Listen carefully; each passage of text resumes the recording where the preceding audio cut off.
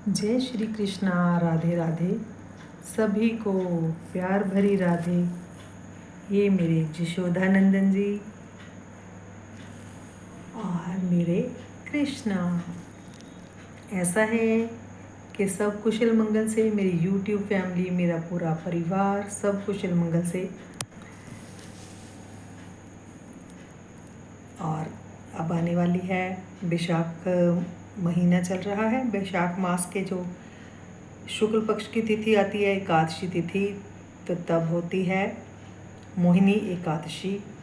वैसे तो मोहिनी एकादशी का जो व्रत है वो किया जाएगा 8 मई गुरुवार को, मगर पंचांग के अनुसार बैशाख मास के शुक्ल पक्ष की एकादशी तिथि को, यानी कि एकादशी तिथि प्रारंभ होगी 7 मई बुधवार 10:20 से 8 मई गुरुवार दोपहर 12:29 पर समाप्त।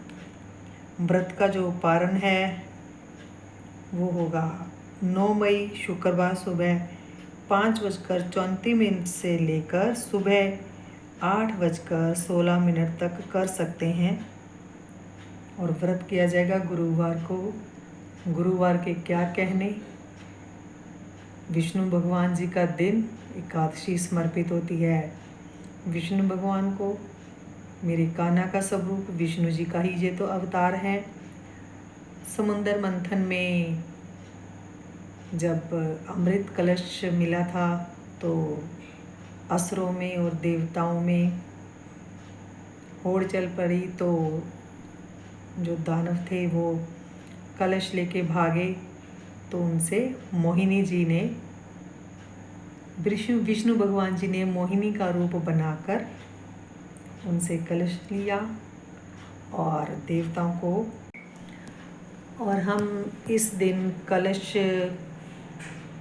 दान कर सकते हैं। वो कलश आपकी सामर्थ्य के अनुसार मिट्टी का भी हो सकता है। आप फल दान कर सकते हैं, मौसम के अनुसार फल, खीरे, तरबूज, आम और साथ में एक पंखा, जितना भी दान कर सकते हैं। एकादशी का व्रत कर सकते हैं। एकादशी को चावल नहीं खाने चाहिए। जो व्रत करते हैं उनके लिए तो अन्न वर्जित है। अन्न तो वर्जित होता ही है जब व्रत करते हैं, मगर जो व्रत नहीं भी करते तो तब भी चावल नहीं खाने चाहिए।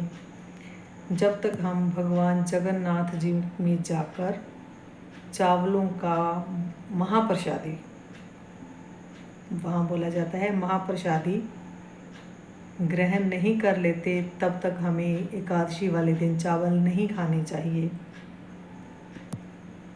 अब सबका अपना अपना मत है।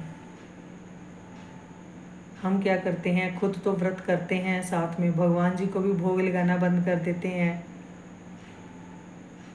तो व्रत होता है हमारा, हम भगवान जी को व्रत नहीं करवा सकते, उनको तो भोग पवाना ही पवाना है। चलो इस व्रत वाला भी लगवा दो तो भी कोई फ़र्क नहीं है। जो व्रत का हम करते हैं, अन्न नहीं पाते, जो भी खाएं वो प्रभु जी को भोग लगा देते हैं।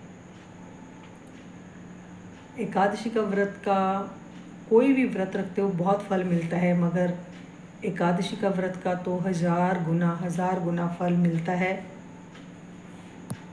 मैंने तो अपने लाला की लीला क्या बताऊं, मैंने तो इस व्रत का क्या प्रभाव देखा है मैं बता ही नहीं सकती। बहुत बहुत बहुत प्रभाव है, बहुत फल मिलता है। और मेरे को तो ये लगता है कि एकादशी का व्रत करने से मन शांत रहता है। और हम हमेशा कुछ ना कुछ खाते रहते हैं। इसी व्रत के बहाने से हमारे शरीर को, हमारी अंदर की इंद्रियों को कुछ विश्राम मिल जाता है। हमें जो मिल लिया, हम अपने शरीर को, अपने पेट को डस्टबिन की तरह नहीं समझना चाहिए कि जो मिल गया तुरंत पालो, जो मिल गया तुरंत पालो। व्रत करने से हम में एकाग्रता होती है, बुद्धि तीव्र होती है, खाने पीने का थोड़ा थोड़ा सुचम का ध्यान रखा जाता है।